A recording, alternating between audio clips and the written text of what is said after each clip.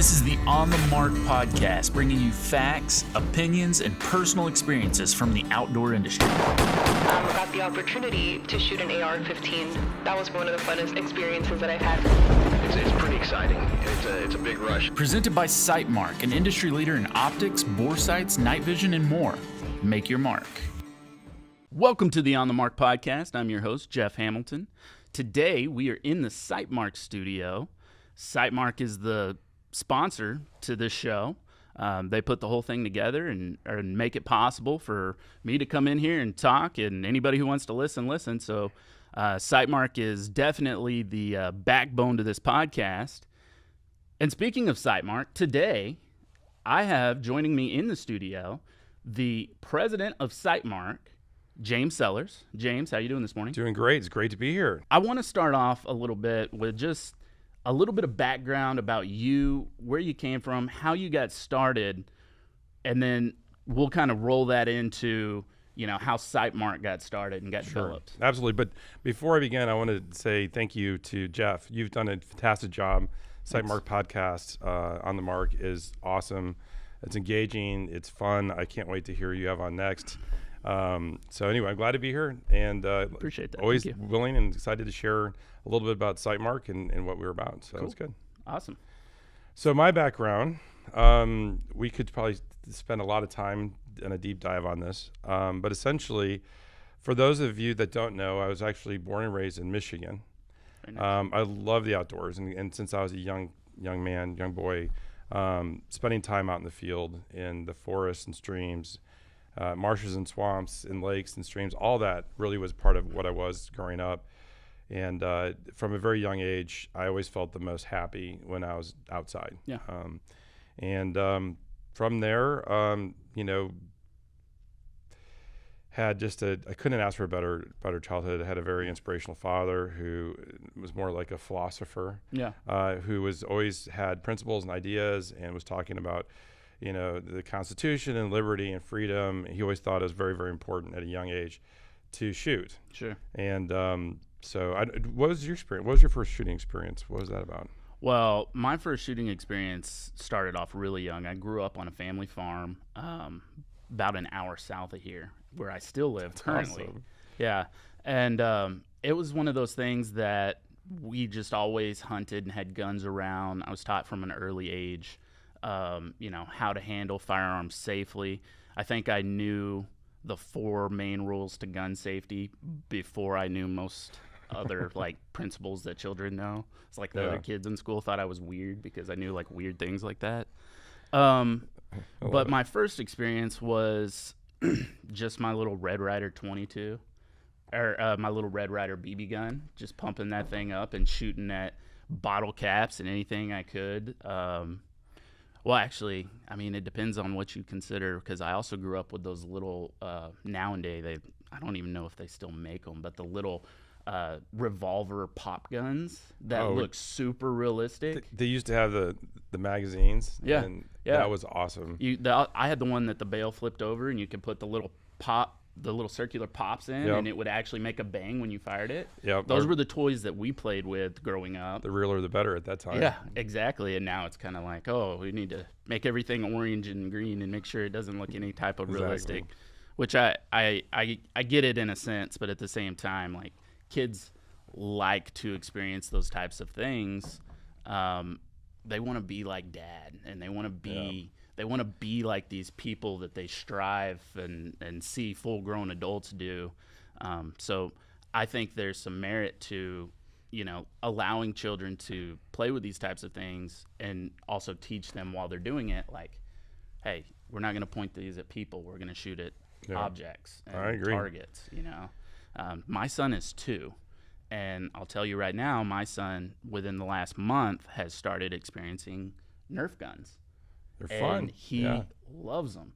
But I'll tell you that, the biggest thing for him to learn is, we're not going to shoot at people right now, because he doesn't understand that concept. So it's just, don't point that at me. Don't point that at your mom. If he does, he gets it taken away. Yeah. And he gets upset about it. We're only going to shoot your dinosaurs, right? He loves it. You know, it doesn't matter. If we didn't have Nerf guns, we were making guns in our workshops out of wood. We used our fingers. We found a stick in the woods. Boys are just naturally inclined that way. The little rubber band guns with the. Those were always. I always wanted to buy one of those. I never had a rubber band gun. Oh, what? We used to make our own, but I never got the ones at the fair with the little. Yeah, you're gonna have a rubber gun. You're gonna have one safety. soon. I guarantee you, because you can't go through life without a rubber band gun. I think it's time. We'll I think get you one. I have a lot of other type of guns. I think I need that one. I think we've got some industry connections that could hook that up. That'd be good. I was waiting for a 50 cal. It's like on my wish list, but I think we need the rubber band gun first. Yeah, that's more attainable and less expensive to shoot. That's true. Maybe. So diving back to you talked about your dad for a little bit and how he Yeah. was kind of your inspiration. Now, your dad, as I understand, and I didn't know until recently, was actually heavily involved in a major cereal rebrand, right? True. Yeah. He actually went to New York after he graduated from graduate school. He had an MBA from Michigan, University of Michigan. And he got to work for Post in the new product development team. And one of the products they launched and he developed was Fruity Pebbles and Cocoa Pebbles. No kidding. So he's probably a part of the childhood obesity pandemic that we have in our country. But, you know, when he came home, or when I was growing up, he couldn't stand the thought of sugar cereals being in the home. Yeah. You know, but he also worked on Grape Nuts, which is a healthy cereal too. Yeah. So he actually is very adamant about the importance of like healthy eating because he saw how the big food industry worked. But I got to tell you, Fruity Pebbles is delicious. It's They are delicious. I mean, it's sugar in a bowl, and honestly, if you look at very addictive. If you look at if you look at a lot of breakfast choices just to grab and go or to consume quickly, it's like all sugar based, and that's one of the things I've struggled with myself. Is like I'm a 3 meal a day guy. Like the people who skip breakfast, I have trouble operating that way. You gotta eat breakfast. I honestly think someone American not eating breakfast. But that's just me. So, you know, I struggle with like being able to get something quick that's also healthy and go. I found some Jimmy Dean breakfast like cups where you just crack an egg in them and throw it in the microwave, and it's awesome. Much better alternative for anybody that might be watching. Jimmy Dean breakfast bowls, and then Jimmy Dean is going to be a sponsor to this show after this, probably. Yeah, hopefully that'd be great. Next time we'll have breakfast here for coffee. You know, one thing I was going to mention, you know, in the early days, with wanting to, I was fascinated by firearms. I used to get the Small Arms Review, and it was like this giant book, and it had like an annual, had like every rifle I think ever created, and I would study that. I thought it was fascinating. But I learned how to shoot also at a very young age. Yeah. My grandfather and father both would teach me marksmanship. And the funny thing is, as a kid, they thought it was very important to learn just iron sights. Sure. Just basic, you know, discipline, trigger discipline.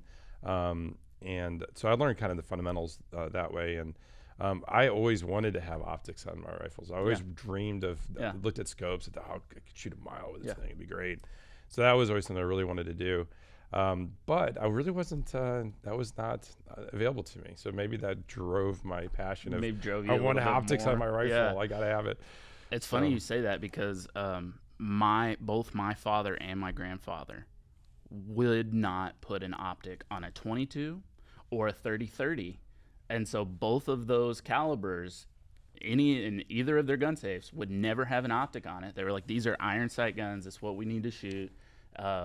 You know, and then like the other, like more like our 243 bolt action rifle, they have a scope on that. But everything else was going to be like straight iron sights. Yeah, but I remember going to the gun shop. Actually, it was a bait shop, probably fishing shop primarily, but they also had ammo and some rifles in there. In northern Michigan, and we used to go fishing and used to go hunting. So used to go shooting. We used to go there and get those 22s.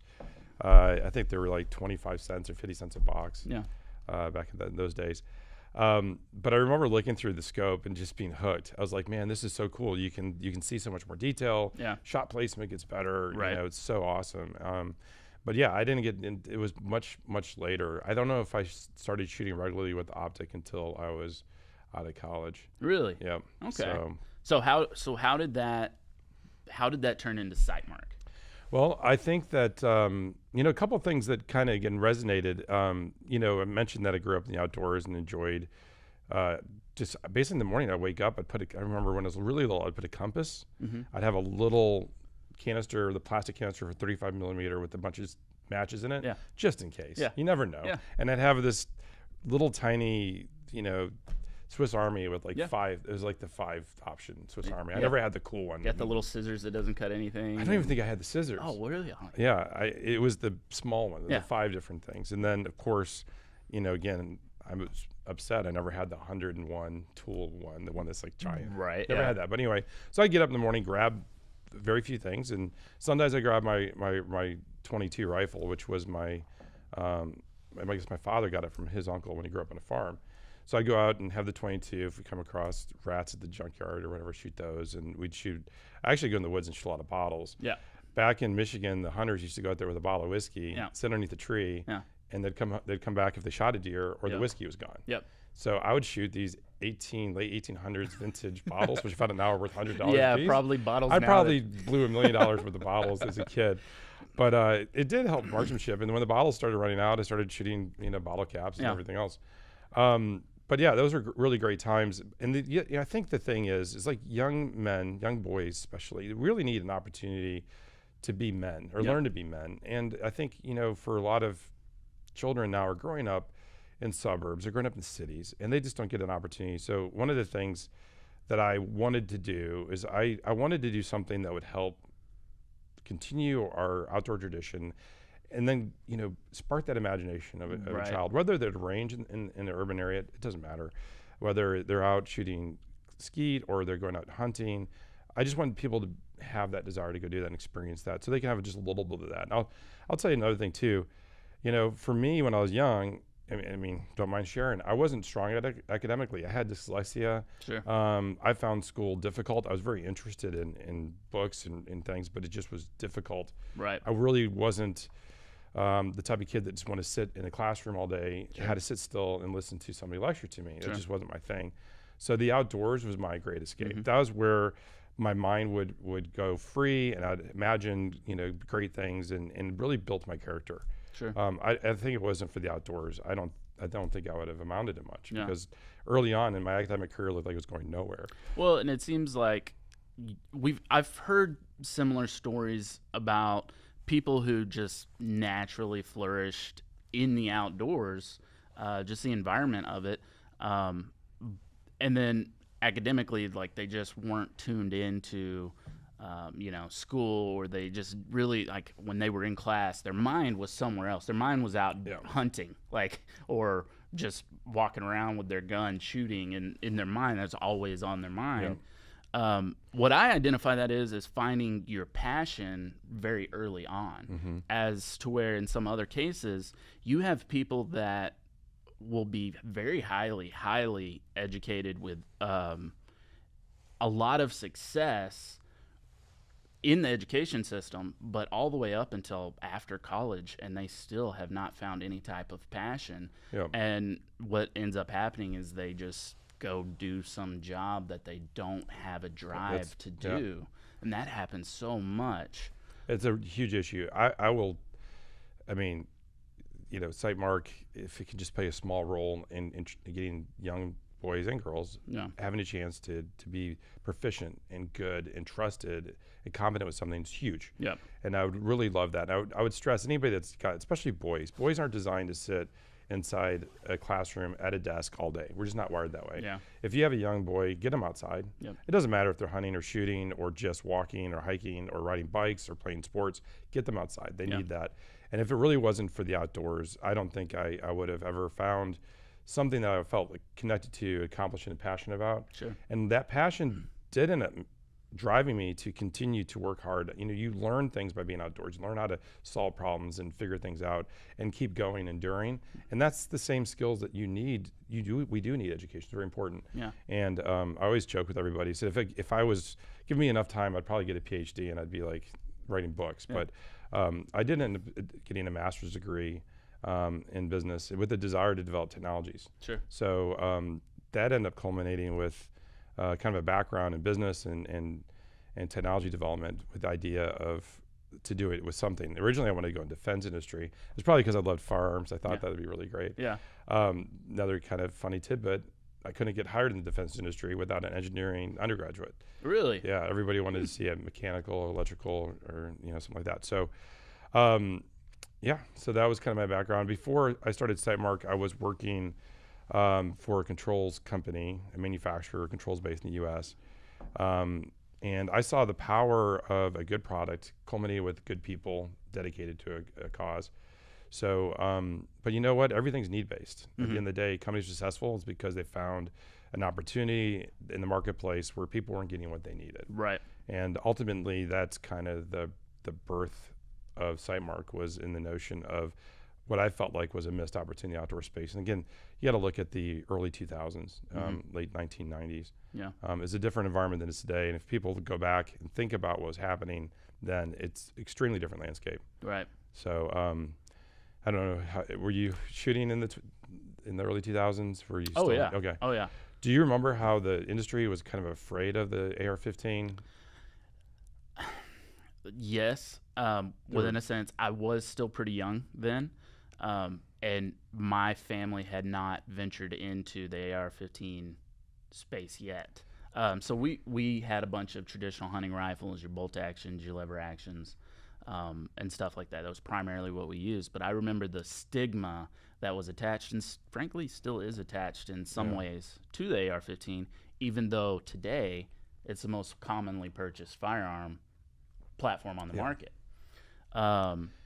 So it's interesting. I wasn't as involved at that point. I was actively shooting, but not as involved with the industry, just because of the age issues. But I was actively shooting. Yeah, I think some of it was related to the assault weapons ban. I think because I believe that was 87, right? The assault weapons ban. So that was as a result of the assassination attempt on Ronald Reagan and the injury to Brady. What was it? Anyway, one of the people that was with Ronald Reagan got injured, and they passed the assault weapon ban. Yeah. In his memory, which was a very emotional time for the country. And yet today they can't even define what an assault weapon is. Yeah, it's very bad. Yeah, anytime our whole Constitution was designed to protect us from passing laws in an emotional state. Yeah. Our founders knew that was a big issue.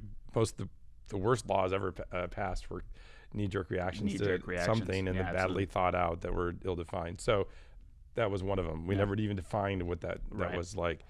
But I think in that time, like, I was very interested in modern rifles, and the most exposure we had to the rifles at that time were what the military was using, the M16, since Vietnam.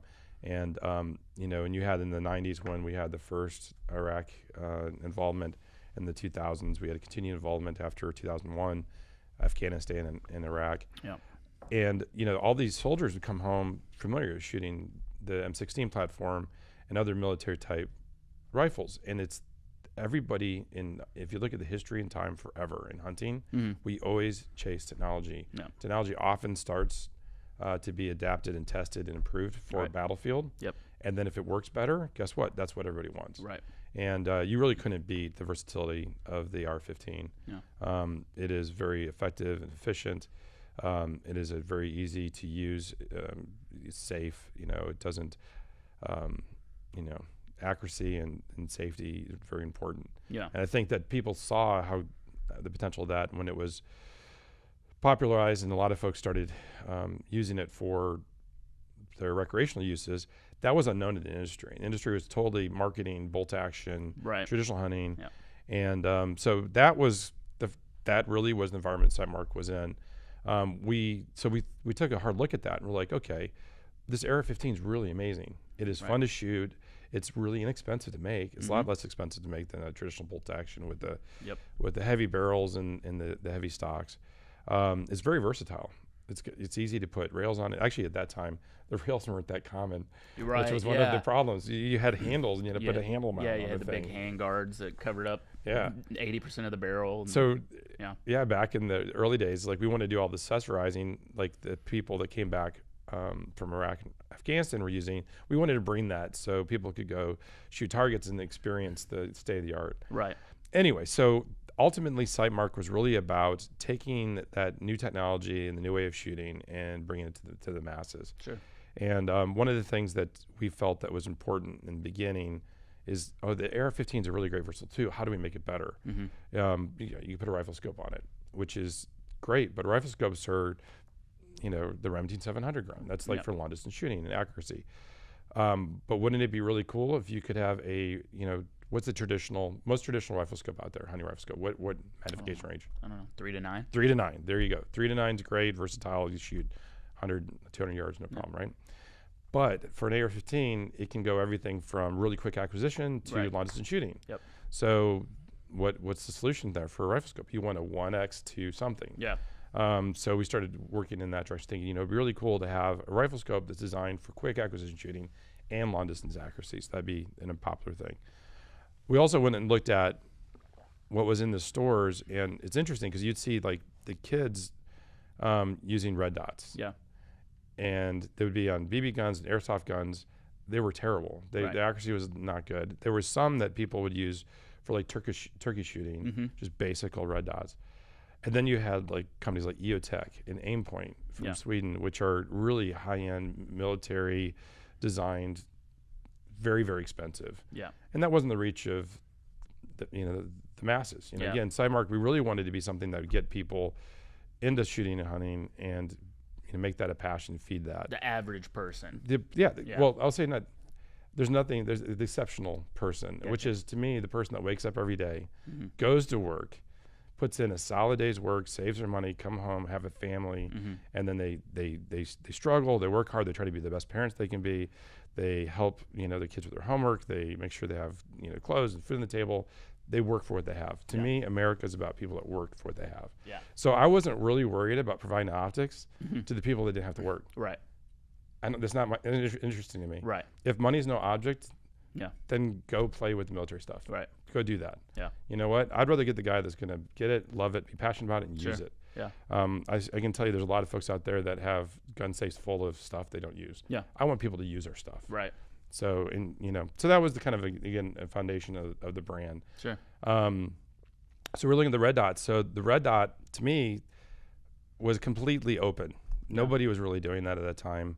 The brands that did have red dots, it was an afterthought. They didn't innovate it. It's the same old thing that's been around since the 80s. So Sightmark, we thought that there's opportunity to innovate in red dots. Yeah. And, I guess that's one of the first things that we made a decision. There was an early time we were around a table and we're looking at different prototypes. We actually brought some people that we knew that are hunters and shooters. Yeah. And we laid out some of these prototypes and we're looking at what's on the market. We're like, gosh, guys, we can really change this industry. We can bring red dots and popularize them, because someday if the AR-15 is popular, the number one optic on a red dot or on an AR-15 is going to be red dot. Yeah, sure. So we made a pledge and promised that we were going to develop the ultimate red dot. Yeah. And it was going to be the best red dot that's ever been produced for consumers, not using government funding. Sure. Yeah. And that was another thing. Everything that we did, man, talking about work hard and scrappers, we had the best team. Yeah. We worked hard. We didn't have any government money. We had no government contracts. So let's talk about that, though, real quick. So Sightmark started back in, was it 2007? It officially launched in 2007. Yeah. We started working early on some concepts before the brand existed. Well, yeah, but y'all started off with it was like bore sights were like really the driving force behind the brand for a while there, wasn't it? So we actually we had bore sights on the market, and I think it was originally launched in the AccuDot name, which we still use to this day for a newer series. I think it was first on the market without Sightmark. I'm pretty sure it was not branded in the beginning. Gotcha. Okay. And the reason for that was fairly simple, is because I am one of those people. Maybe it's my dyslexia, but I'm one of those people that I get so frustrated when I want to go hunt and shoot. And I'm an iron sights guy. Yeah. So I didn't grow up sighting in scopes. Yeah. But nothing frustrated me more than try to get a scope on a rifle. It takes too dang long, you know, and I shoot up too much ammo, and then also now I have to schedule hours to do it and get a bunch of more ammo, blow my budget out of the water. So again, if we're gonna make this popular for everybody, we want to make it fun where they can get the gun sighted in and they can go out and start shooting and enjoy themselves. Absolutely. So I thought, this bore sight idea was great. And then, the idea of putting a laser inside the cartridge it made it, and then we innovated on that too, because there were some people that had other concepts in the market, but they weren't that great. The quality was all over the place. So, but we also, again, we wanted to make it where everybody could have a bore sight in their bag. Sure. Originally, bore sights were anywhere from like $79 to $100 for one of these bore sights. And again, if you're paying, $2, $3, $4 for a box of ammo back in those days, that's a lot. I'd rather just shoot an extra box of ammo. Yeah. So we decided that we wanted to, if you look at premium ammo back in those times, it's like $20 to $40 if you're getting like really good ammo. So we thought if we could get a bore, what? I said that'd be nice. I'd like to go back to that time. Yeah, it's true. That's definitely true. So definitely now, I mean, everybody, if you don't have a bore sight out there, you need a bore sight. And if you do need a bore sight, check out the Sightmark AccuDots. The thing about bore sights that you might not be aware of is it's actually the laser diode that's inside of the casing. One thing that makes the AccuDots a little bit different than everything else is we actually use, I think it's like 7, I'm going to say set screws for lack of a better word, pins that hold that in place.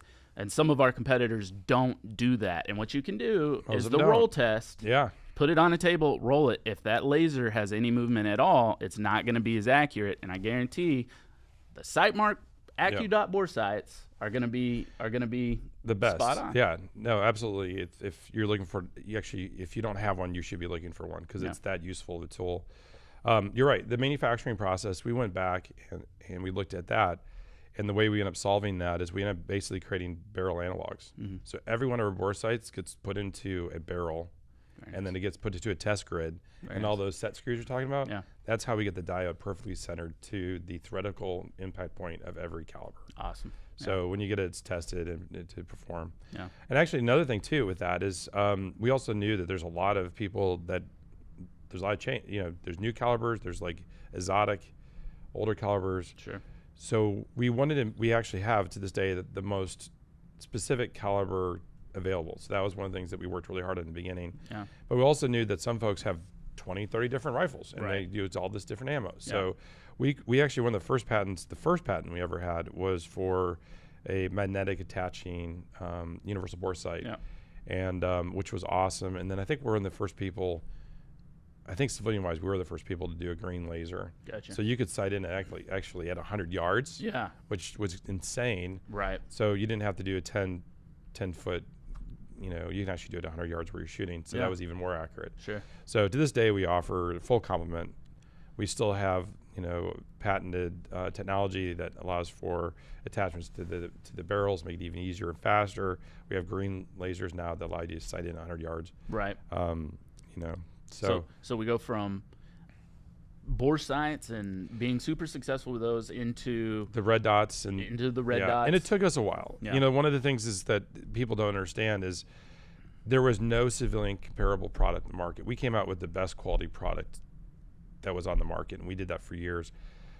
Then the market, everybody saw what we're doing. Everybody saw what they were doing. And you went and SHOT Show a few years later, and it was insane how many red dots started showing up at the optics companies. And then all of a sudden they started showing the AR-15. And, once we kind of broke the stigma of showing AR-15s and people having fun shooting and stuff, everybody jumped the bandwagon. Honestly, competition's a great thing to make us bring in our A game. Sure. So it was really probably recently, 5 or 6 years ago, we sat down with our head engineering, it was Jonathan Horton, and I was like, Jonathan, it's time. We've always talked about making the perfect red dot. Yeah. Let's do it. And at that time, we perfected the optic manufacturing that really eliminated parallax as good as the military stuff. Yeah. We don't really advertise that because people won't believe it. But anyway, so we really came out with the best optical system I think ever devised. It's so accurate. It's so awesome. And then we were able to do it on a mass scale, which got, again, it made a value that nobody can match. And then with the UltraShot series, which you actually have one on the kind of the latest and greatest of that version, but that gave birth and rise to the state-of-the-art red dot, which I still say this red dot platform is second to none. Yeah. And if you haven't shot the UltraShot, so if you're watching this podcast, shot 'em. Oh, Yeah, people out there. People out Yeah. there, if you haven't I was shot about to it, say, I've shot them.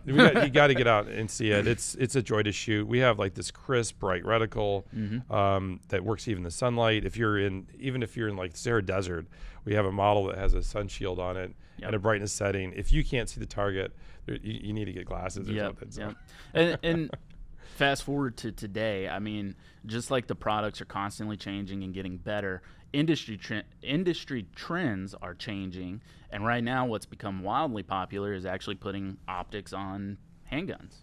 And Sightmark has, I mean, just in the last 2 years, gotten really aggressive with coming out with perfect red dots for handgun, whether it's full-size pistol or a compact pistol. I mean, we've got options for almost anything now. Yeah. So It is actually awesome. I think we're beginning to see, it's kind of like the rifles. When I was a kid, only a handful of people shot scopes. Right. And I think red pistols, probably very few people have red dots in pistols. But now I go to a range, I see more and more shooting red dots. Yeah. I think once people get a chance to see how much faster and more accurate they can be, it takes the guesswork out of it. Yep. And it's awesome. And I think Sightmark's team's done fantastically great at the pistol red dots. And, we're working closer with the manufacturers to make sure that when their products come out, we have the best red dot for it. Sure. So if you're looking for something new in pistols, there's a good chance Sightmark's working on red dots for products that aren't on the market yet. Yeah, absolutely. That may be true. We'll see what happens. Let's switch gears a little bit because there are some topics here that I want to get to. And the first one's just going to be with the amount of people that have joined the industry in the last 2 years and some of the new laws that have been passed, which have been very good steps for the Second Amendment. I'm talking about like the Texas constitutional carry law, which is not a abnormal law. I think we joined 20 other states when we passed that law. So it's a pretty common thing, but it's a success for the Second Amendment. One of the things that I want to talk about is with all these new people flocking to the industry, part of that's because of COVID, part of that's because they're just scared of the environment now that's been created with all the riots and lawlessness that's been allowed to happen. Yeah. Firearm safety is something that will always be used against the firearms industry from the people who oppose it. Constitutional carry passed. Well, now you don't have to take training to be able to carry a gun. There's going to be more accidents. There's going to be less safe storage. There's going to be that's what the argument is. Sure, absolutely. Since we know what the attack and the arguments are going to be, what are some things that we can do to try and just help each other make sure that we're adhering to good firearm safety to keep not only ourselves but everybody else around us safe, and just keep that wolf at the door of like, I mean, there's going to be incidents that happen, but you're right. We've got to be proactive. I think again, the problem. You make a really good statement, or you're what you're talking about is freedom comes with responsibility. Right. If you want freedom, you have to be responsible. Sure. And the problem is that it's once you limit or curtail a freedom, it's almost impossible to get it back. Yes. Once they take it, it's gone forever. And the fact that we're seeing Texas kind of rolling back infringements on the Second Amendment is actually pretty extraordinary. But with freedom comes responsibility, and that honestly starts at the home. Yeah. I think that our families need to do a better job of introducing young people to firearms at an early age. Yeah.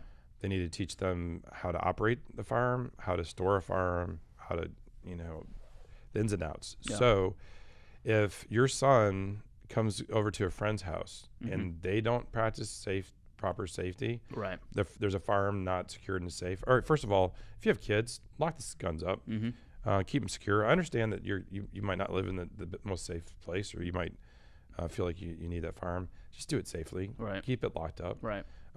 Kids are naturally curious. Yeah. And we're instinctively hunters, right? And warriors at heart. So, children are children because they haven't learned yet. Yeah. But the parents are the ones that have the responsibility. So first, foremost, parents need to be If you're going to have kids around and stuff, whether yours or not, put the firearms up.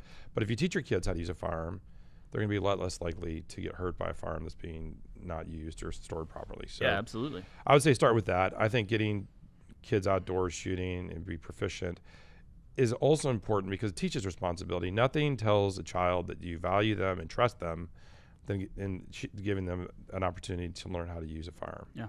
So I think that's important.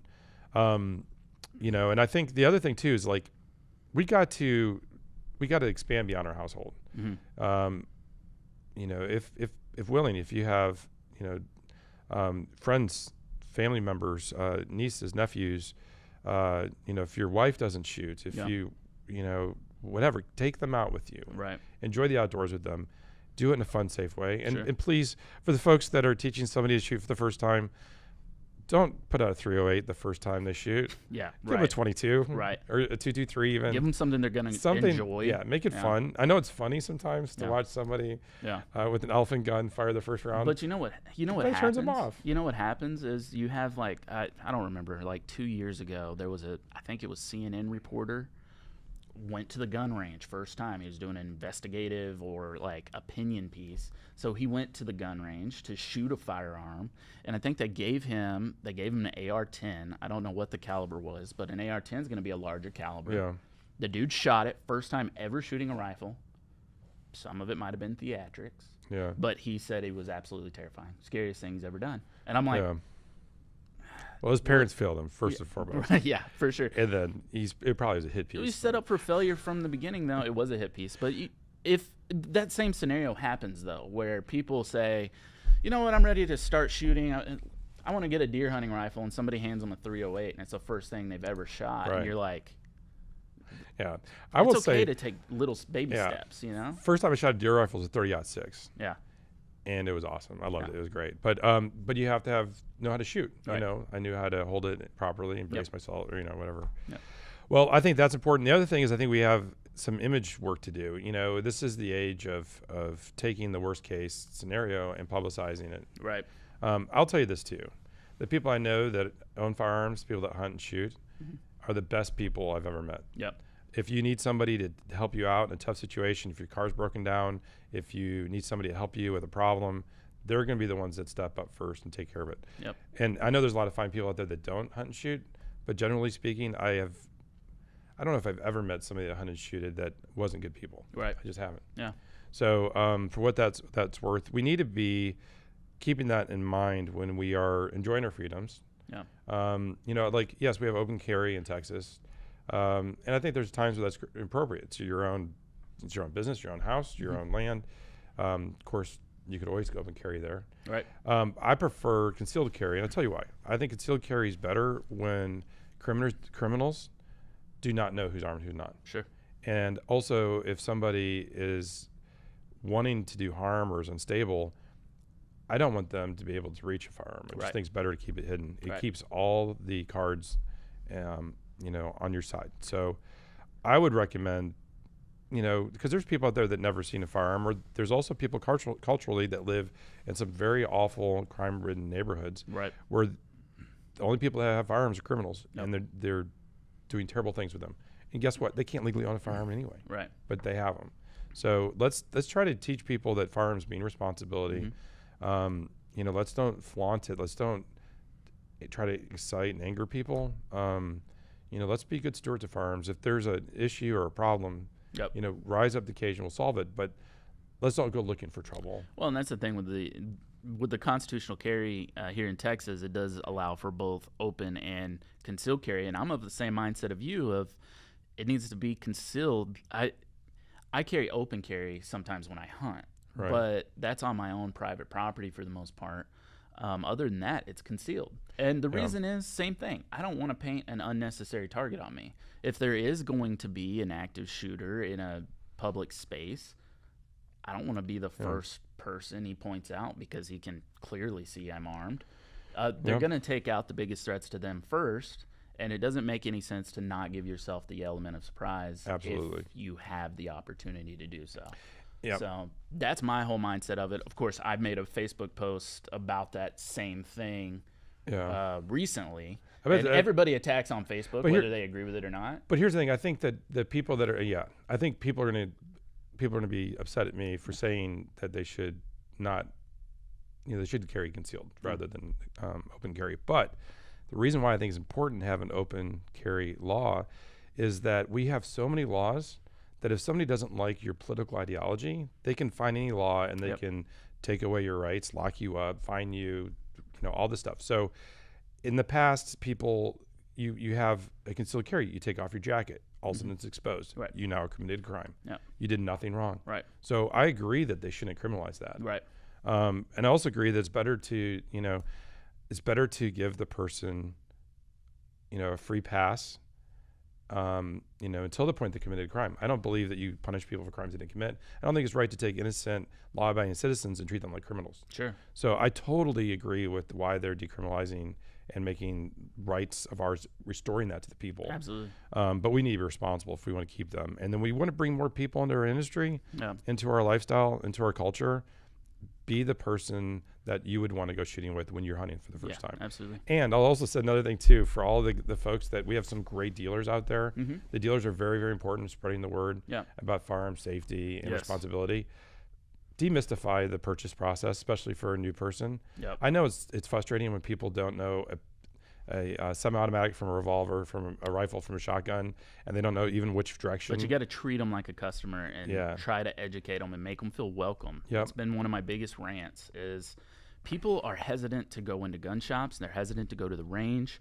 They're hesitant to go shooting with people that they're unfamiliar with because they're worried that they don't know as much as the guy sitting next to them. Yep. And they don't want to look stupid and feel dumb and be treated that way. Yep. And if we can kind of eliminate that feeling as much as just by being reasonable humans to one another and understanding like, hey, this person's just starting. I can help them out and teach them what I know and not belittle them. If we can do that collectively as a community, we'll get more people within the firearms industry Absolutely. that enjoy it and actually create a little bit better of a community for us. But what's interesting is you just said that you're against obviously taking law-abiding citizens and criminalizing them for no reason.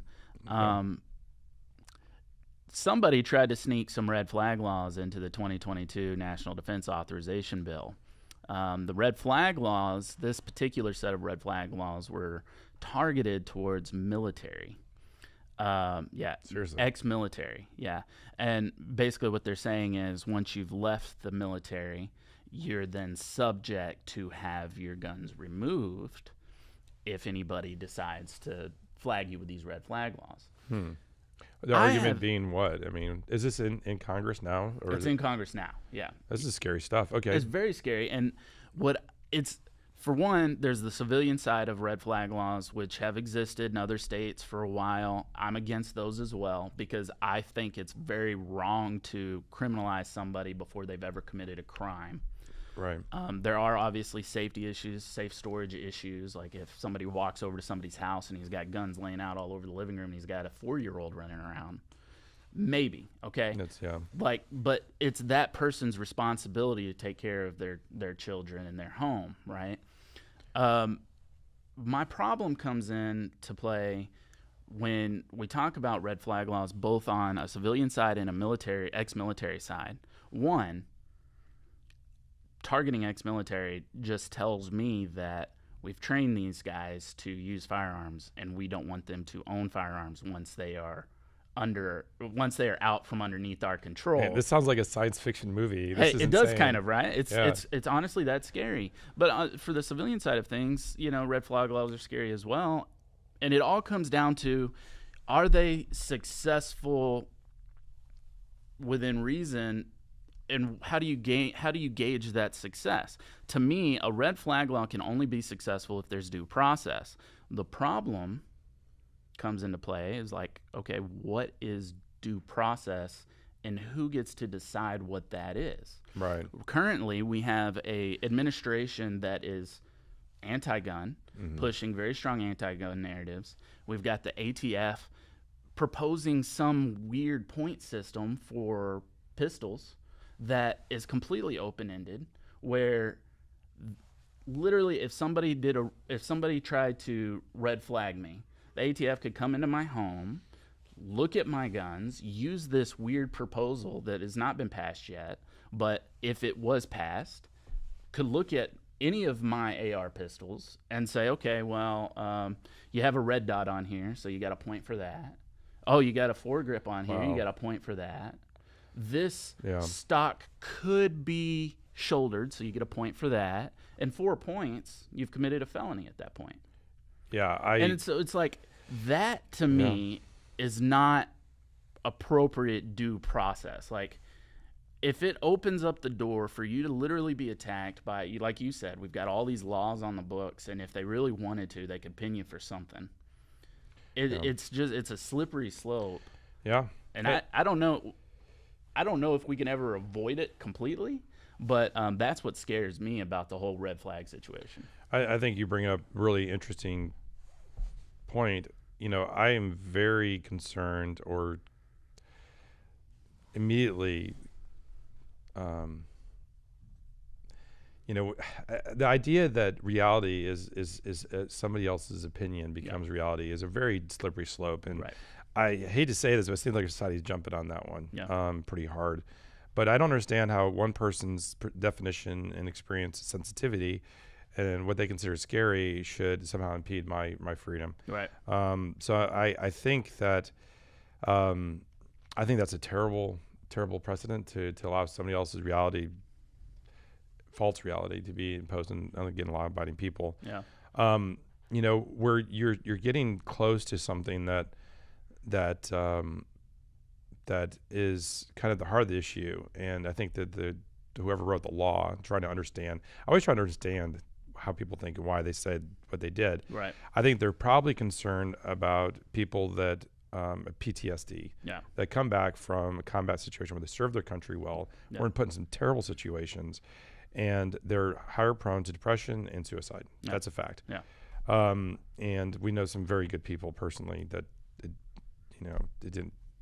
they weren't able to cope with that, and we would do anything we could to protect them. Yeah.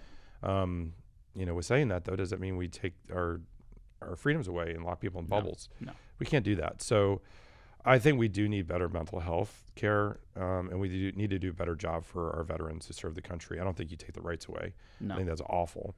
And also, I don't think we do not need to have our society go to the lowest common denominator, which means that old cat lady next door that's freaked out by everything shouldn't determine what's safe and not safe. So, absolutely. And when it boils down to it, I mean, it's all about all these firearms, all these guns that we have. They're tools. They're not weapons. They're not assault weapons. They're tools. No. You said mental illness or mental health. It all boils down, every single case of any mass shooting, anything terrible that's ever happened involving not just guns, which just came out. Studies came out that 2 times more people were killed with knives last year than firearms totally. That's pistols and rifles. It all boils down to mental health. Like, you can attack firearms all you want to, but it all boils down to mental health. And mental health a lot of times is socialization. It's people growing up in broken homes without values and principles. It's people living in crime-ridden areas without opportunity. And every time you look that creates those environments, it's the environment where there's no offense, but there is not opportunity, there's not freedom. Right. And if you look at people that have chance to experience life in its wonderful variety, have been outdoors hunting and shooting, people that have read and studied, and people that are been filled with virtue and goodness by using our founders as examples, and other great men and women that did great things as examples. Those are people that they end up being strong characters and capable people. But when you create societies where you teach people to be dependent, that they are victims, that they can't be successful, they're not good enough, they need government help, that everything that America stands for is bad and evil, and that everything that anybody ever accomplished that was good, they had help getting it, they didn't deserve it, they were born to it. You're sowing the seeds of formula of failure. And if you want to make mental health problems that's your formula. Yep. So I would say that if you are a part of the solution, you turn that around. You give opportunity and freedom, and you create strong people with character, and that's how you build the country, and that's how you stop the crime problems and the mental illness problems. I couldn't agree more. You know, I like that. and those people that went out and served and end up suffering unimaginable horrors. Yep. Let's help them. Right. You know, they did the work. They did everything they could. We need to take care of them. Yep. So, so long story short, it's all our responsibility to create those environments, starting with our own families and our friends and family, and get them out and live a good life. Be a principled person. Teach them the right things. Teach them right from wrong. Teach them gun safety. Absolutely. At the end of the day, if you really want a better future, we got to create these opportunities in a small way. Again, I know this is a Sightmark podcast, and we're trying to talk about the what we try to do for that. Yeah. One of the things that really, if we could just help that just a little bit, by providing some tools that make people more accurate, have more fun faster, right, and that becomes a passion for them, then we're successful. Sightmark was created to have people enjoy the shooting sports. Yep. And I really hope there's people out there that are listening to this that they have all these stories about, the first time they shot. If they shoot with Sightmark, that'd be great. Right. If the first time they hit 100 yards or a mile, they shot with a Sightmark. The first time they took a deer with their son. Yeah. I mean, that's the stories, man. Right. That's why we do what we do. We believe in a strong, free country. Yeah. And honestly, I don't want to live here if it's not. Right. So we're doing everything we can to try to make this a better place. And there's a lot of great people in Sightmark. Absolutely. And our friends and dealers and supporters, God bless them, because they really are on the front lines of trying to keep this country safe. Sure. I know you got a busy day, so I won't keep you too much longer. I am going to circle back around to just getting your kids involved at an early age. Guys, one of the things that with the industry continually growing, digital optics is now overtaking everything. I mean, they're becoming wildly popular. Sightmark's digital optics, whether it's a red dot sight or even our digital night vision through our Wraith line, one of the things that is so great about those is they have the ability to actually record. So you can take your young kid out on his first hunt and record that and have that memory forever to share with family or for him to look back on later. You talk about just completely changing the industry in a good way, and it should get more people more excited, more involved in the industry. And I'll just leave it at that. Yeah. No, I appreciate that. Thank you again, we have a great team. Yeah. And just because I think right now we have the best red dot on the market, the best bore sights on the market, the best rifle scopes, we're not going to stop. Yeah. And we see a tremendous opportunity to take the digital technology and bring it into the modern firearm through optics. Yeah. And the Wraith is such an extraordinary product, and we have, a lot to offer. Again, that's one of those things if people haven't seen, and what the Wraith really is the best digital day and night scope for the money you can on the planet. Yep. And it was designed to be the scope, everybody's scope. Right. They can use it for range, they can use it for hunting, they can record. Sure. They can help train their kids with, all that. So it's really a great product. Yeah. And I think it's taken that next level because as hunting opportunities become more and more difficult for the big game, we have plenty of opportunities to go hog hunting. Yeah. So, and no better time to hunt hogs than at night. So you have a day and night option. So it's really a lot of fun. Yep. Guys, James Sellers with Sightmark. It's been a pleasure. Thanks, Jeff. Thanks a lot.